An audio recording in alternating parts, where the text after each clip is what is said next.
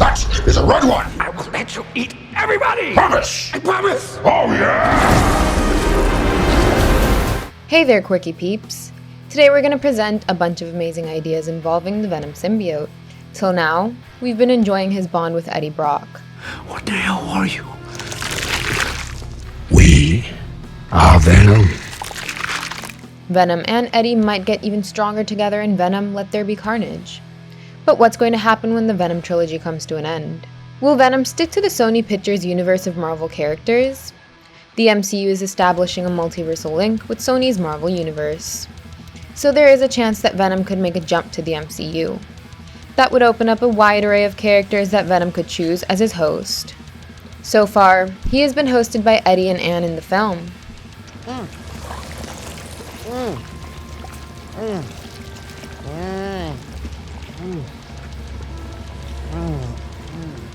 But we've collected a few Marvel characters who have hosted the symbiote in the comics. This is something else. They could become some great live-action hosts as well. Before we look at them, it would be nice if you guys would hit the subscribe button, and do press the bell icon so you don't miss out on our future videos. Okay now, here's the list. The first person that would host the Venom symbiote is none other than Peter Parker. I believe in you, Peter. You're a good person. Peter Parker was reported as the first host of Venom in the books. After being in an alien battle, Spidey got hold of the suit and brought it back to Earth. He found the new suit attractive and wore it for quite a while. In fact, Eddie Brock actually got the symbiote after Peter Parker left it behind. It was similar to how things happened in Spider-Man 3. Oh, right. I'm thinking humiliation. Kind of like how you humiliated me. So far, Peter has worn one black stealth suit as an ode to Sam Raimi's Spider-Man. And now, he will be seen in a mystically charged black and gold suit in Spider-Man No Way Home. But if Venom is supposed to appear in the MCU after that, then Pete would get a really powerful parasite by his side. We don't want it to be permanent, because the symbiote comes with its drawbacks. But it would be a nice change to witness for sure.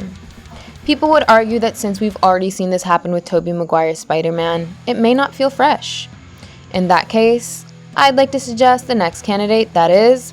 Ladies and gentlemen, tonight's winner and still king of the cage, the Wolverine. Logan's healing powers made him a perfect host for Venom.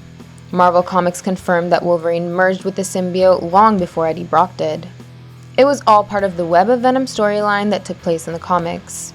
It retconned, rewrote, and expanded the mythology and history of the alien symbiotes on Earth.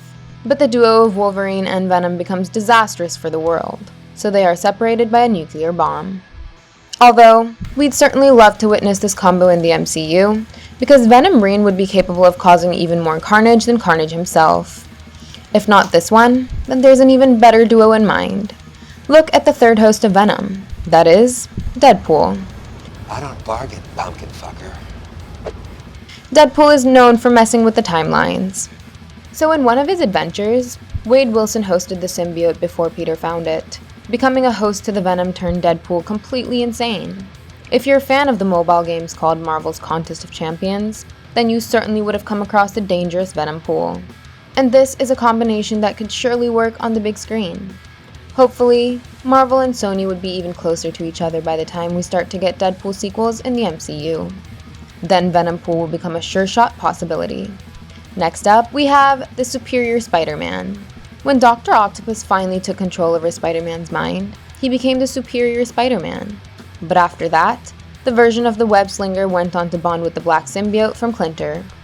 They became the Superior Venom and wreaked havoc until they were defeated by the Avengers. We don't know for how long Alfred Molina's Dr. Octopus would be in the MCU. His arc might come to an end by No Way Home. But after that, an MCU version of Dr. Otto Octavius could be inspired by him. He could end up becoming the Superior Spider-Man, and then the Superior Venom in the distant future. Another candidate to host Venom could be Captain Marvel. When the Avengers had to take on Norman Osborn's team of the Dark Avengers, Captain Marvel and Spider-Man ended up facing a Dark Spider-Man who was hosting Venom. This was actually Matt Gargan, aka the Scorpion. But for some time, The symbiote left Gargan and possessed Danvers. The span of this possession was really small as the real Spider-Man managed to free her. But if you think about it, Carol Danvers could become an amazing host for the Venom in the MCU. Since she possesses an insane amount of power, we'd like to see her go rogue someday. And one of the ways to make that happen is to give us a symbiote-controlled Captain Marvel. That way, the Avengers will get to fight one of the strongest beings in the universe. After Danvers, we have Flash Thompson. He knows. Wait, Flash Thompson? Well, this is awkward. Is everyone we know a superhero? Flash Thompson used to be Peter Parker's high school bully. But after he lost his legs while serving the US military, he came across the Venom Symbiote. As you've seen in Venom, the symbiote is able to fix any deformities in its host. So Thompson's legs were also fixed. He tried to keep Venom under control and eventually became the anti-hero, Agent Venom. Again, you might have seen how cool Agent Venom is in Marvel's Contest of Champions game. Now it is obvious that MCU's Flash Thompson may not be seen as cool or as badass as Agent Venom needs to be. So this character probably isn't an option for the MCU. But do you guys remember who played Flash Thompson in Sam Raimi's Spider-Man universe? This guy.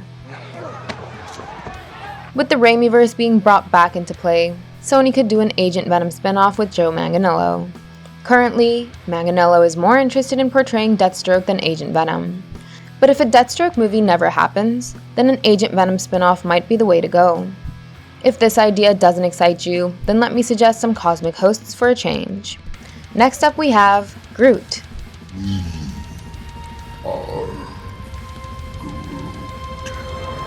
When Flash Thompson lost his connection with Venom while he was with the Guardians of the Galaxy, the symbiote latched onto the chillest dude in the team.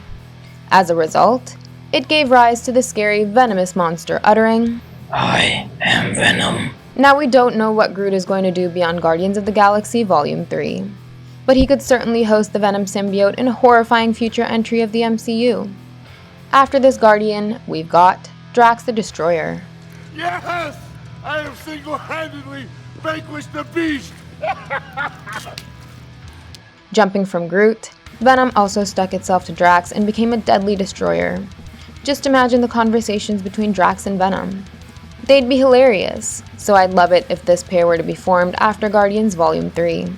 But an even more hilarious and deadly combo would be a Venom and Rocket Raccoon. Don't call me a raccoon! I'm sorry. I took it too far. I meant Trash Panda. Is that better? Rocket Raccoon was also connected to the symbiote like his other teammates. Luckily, he wasn't the host for long, or he would have wreaked havoc on his teammates. Guardians Volume 2 showed us how Rocket could actually take down an entire platoon on his own.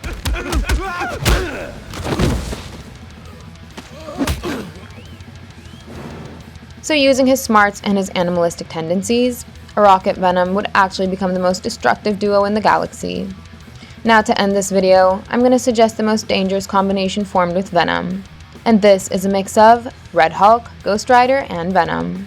In the books, Red Hulk borrowed the Venom symbiote from Flash Thompson, and the Spirit of Vengeance from Ghost Rider. He turned into one of the deadliest and scariest beings in the Marvel Universe. Venom is usually weak around fire, but after bonding with Red Hulk and the Spirit of Vengeance, he grew even stronger. Thaddeus Ross is about to turn into the Red Hulk within the MCU.